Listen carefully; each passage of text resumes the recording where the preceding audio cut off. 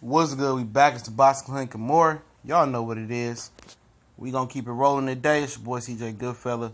Shout out to the homie Black Fight Fan POV. He had a real trill video talking about Al Haymon and Premier Boxing Champions. I'm gonna take it a step further, talking about PBC. Might as well call it witness protection. And we talked about when Stephen Espinoza stepped in for Keith Thurman and answered the question that Fred from Barbershop Conversation, what up, though, the Barbershop Conversation, what he said, basically, he was asked about Terrence Crawford, and he came in and said, it's not fair to say, Keith Thurman only fights once a year. But this is the same guy that didn't want to put on a Leo Santa Cruz and Adam Mars, two co-features. He didn't want to put it on Showtime because he wanted them to fight each other, and they did, and they went to Fox. So obviously they picking and choosing, which fighters can cherry pick and which fighter can't. So that right there shows me that they have the control or they have the power to kind of put an end to this BS matchmaking over there. Who's the matchmaker over there? You know what I'm saying? That's very important because most of these guys are freelance fighters. Does Showtime have an approval matchmaker like ESPN and probably HBO? Because, Top Rank has Carl Moretti. He's their matchmaker. So Premier Boxing Champions, they might have a matchmaker, but, technically it couldn't be Al Haymon because that is kind of a promotional type of thing. And if he's managing and promoting, he's violating part of the Muhammad Ali Act. But, you think about it, man. You think about it. The WBC, We Be Crooks, they've gotten away of a Sean Porter-Danny Garcia fight sometime this year. And then the winner get Keith Thurman by saying Keith can just fight him in separate bouts because you know why? That's a money grab for them. That's a money grab. But at the end of the day, you hurting the fans, you hurting the sport. So we get to see Danny Garcia versus a cherry pick. Probably next if he chooses. He's going to fight probably one more time this year. See Sean Porter versus a cherry pick if he chooses to wait. If he chooses to take a quick fight, maybe in June. And then turn around and fight Keith sometime at the end of the year. And it's like they protected their own fighters, and they don't care. They are. You can look at a guy like Adonis Stevenson. Ran over to Showtime and Al Haymon to get away from Kovalev. Hadn't faced the WBC We Be Crook mandatory in like 4 years. The Eddie Alvarez guy was his mandatory for like 2 or 3 years. And WBC said, we're going to jump in and investigate. What did you investigate? How can you investigate yourself for not letting the guy fight a mandatory for 3 or 4 years? And a lot of us point out the relationship that the WBO has with Top Rank and Top Rank has with the WBO. But let's talk about the relationship that Al Haymon and Premier Boxing Champions and Showtime have with We Be Crooks in some weight divisions. Adonis Stevenson got away with murder. The closest thing, or the only thing that's above Adonis Stevenson, what Canelo was able to do with the WBC 155-pound, technically middleweight championship, and 154-pound catchweight championship that he had for a long time. Adonis Stevenson may have took that cake from Canelo Alvarez. It's close. It's a dead heat coming into the finish line. But Stephen Espinoza and Al Haymon are willing to protect their own fighters against their own fighters. It was a time where they protect their own fighters from like potential threats like Alexander Gufik with Top Rank, a Kovalev with main events, stuff of that nature. They will protect their fighters from other threats outside of their network. And thus you get Premier Boxing Champions. But now it's not only become a witness protection to outsiders, to keep the belts in their pocket, because a lot of time these guys are scared to let belts go outside their network because it means they lose money. Being able to put a world championship fight on a card as the main event or co-feature, that brings in more revenue. It's a marketing, it's a selling point. So that's why it's very important that they keep all these belts in-house. They don't want a chance losing any belts. They don't want to chance that. They don't want to chance it. So if the leadership of the castle doesn't exude confidence in their fighters to go and put it all on the line with other networks or fight with other networks fighters, if they don't feel confident they're gonna win and take the belts back, then why should the fighters feel that way? It's a trickle down effect with Premier Boxing Champions and Showtime, Stephen Espinosa, Al Heyman. Obviously, they're telling me they don't feel confident that their fighters gonna beat these guys in Crawford or Kovalev. I mean, you can continue to go on. You know, you can say these guys don't feel confident, right? So the fighters, they trust me. They sit down and meet with these guys. They talk all the time. I heard James DeGale say he talks to Al all the time. Berto. All these guys say they talk all the time with Al Heyman. So they have a relationship with him, even though he's not, he's not always in the public eye. Rarely in the public eye. So they telling him he's a manager. Remember, he's a man. He's not a promoter. He manages them, and he does what's best for the individual fighter. Oh, you know this and that. You take that chance going over here. That. We've seen it before. Linares and Mikey Garcia is about to fight, right? Al Heyman pays him extra money not to fight Linares, to go ahead and fight. They offer him a Lipinus fight. A Lipinus fight that was originally supposed to be Adrian Broner's fight. If you listen to Lipinus' team after they beat the Kondo for the IBF Vacant Championship that was dropped by Crawford moving up to 147. He bumped Adrian Broner out the way, okay? And gave it to Mikey Garcia and gave him extra money, not for dealing with Golden Boy. It's not the only time that he done that neither. In Al Heyman. He gave Earl Spence an extra $2 million, 3.5 altogether. He got 1.5 guaranteed for passing up a deal with Golden Boy and an opportunity to fight Miguel Cotto, which I think was a good deal in the grand scheme of things. I'm not going to elaborate on that again. So he's been protecting his young to keep the money in the network. Now he's protecting his young from in-network, in-house opponents. And he's going to have to continue to overpay Earl Spence to keep him happy while he's sitting and wait, which it could be a 2-year wait for him to face Keith Thurman. I think it's a 2-year wait minimum. Let me explain that right now. He's going to fight a tune-up in May. He's only going to fight 2 times a year. He's going to fight Sean Porter at the end of the year.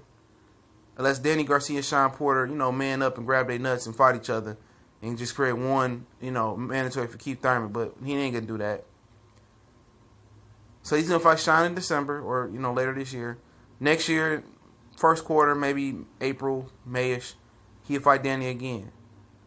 Hopefully none of these fights are controversial. Then you forget about he owes the WBA. He may have a WBA mandatory tag. They might say, you got 2 mandatories or something. You didn't have a mandatory to WBA so long. But more than likely it's 1. So that's 2-year fights right there. Because Keith Thurman really fights 1 time a year. People say, well, it was an injury last year. What about 2016? He got in a car accident, came back healthy, fought. He fought Sean Porter in June 25th, I think it was. Didn't fight for the rest of the year until the next year in March. But not only now are they protecting they young from the other networks, they're protecting them from each other once again. Now he has to compensate Earl Spence. I know I'm saying it again. He has to compensate Earl Spence more and more for fighting IBF mandatories, for fighting the bottom of the barrel fighters. And quite frankly, if I'm Earl Spence, I put the middle finger up to him and threaten to go elsewhere. I understand that Al is a manager. He's a father figure. He helps you invest. Hey, look, you can still be my advisor or my manager, but you know what?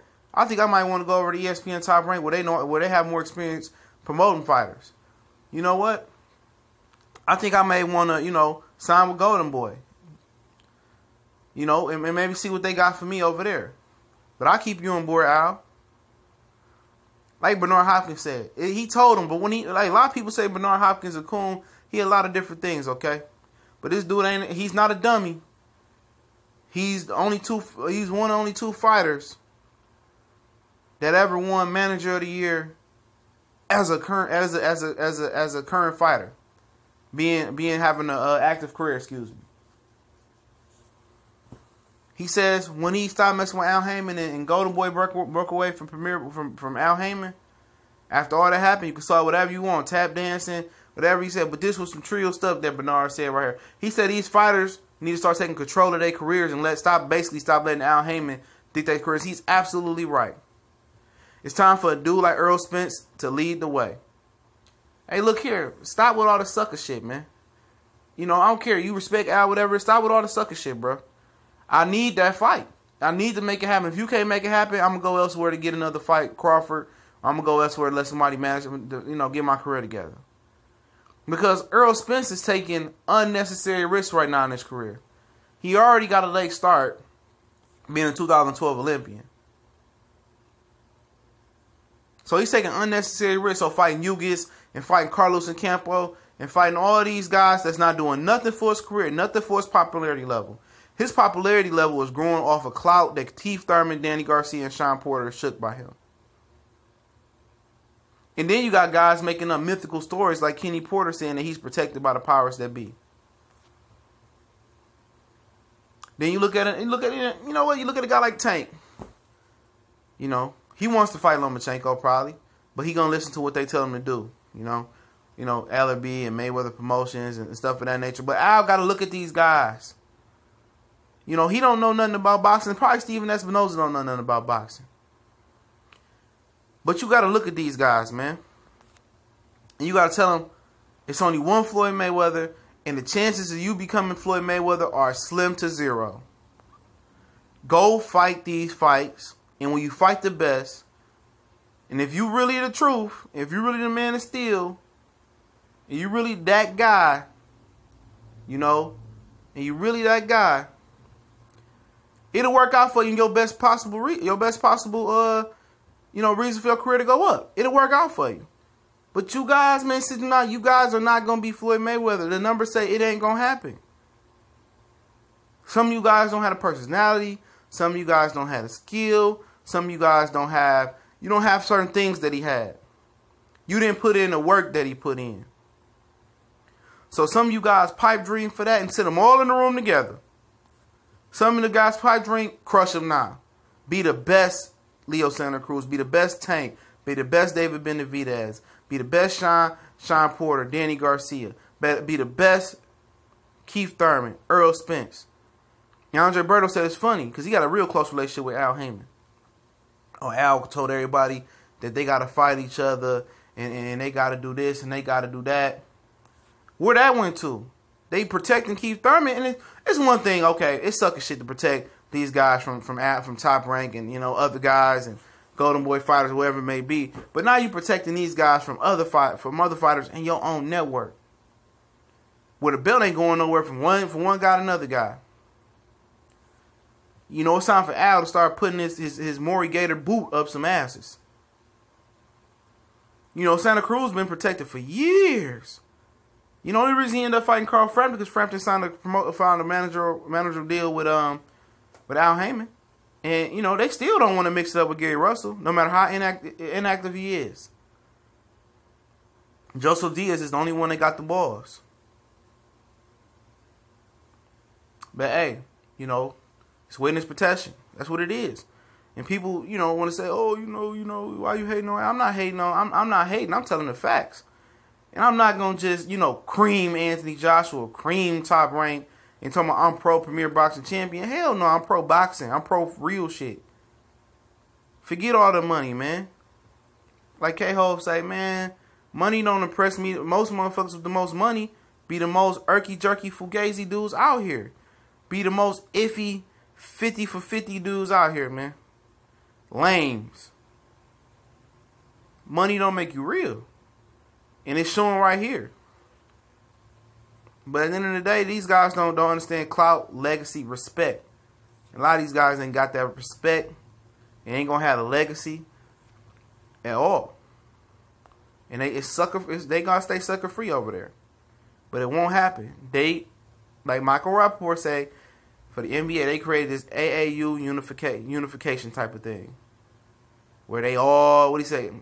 They all cool, everybody friends. They making unofficial agreements to move one way and this to happen and orchestrate certain things. And it's sad though. It really is sad. It really is. But at the end of the day, I mean, you know, a lot of people want to, you know, you want to judge. You got to keep it trill. Now, if I'm going to blast Anthony Joshua for ducking Deontay Wilder and moving how he moving, this whole situation is the Anthony Joshua situation. Protecting your money, protecting your assets. But the only difference is, major difference is where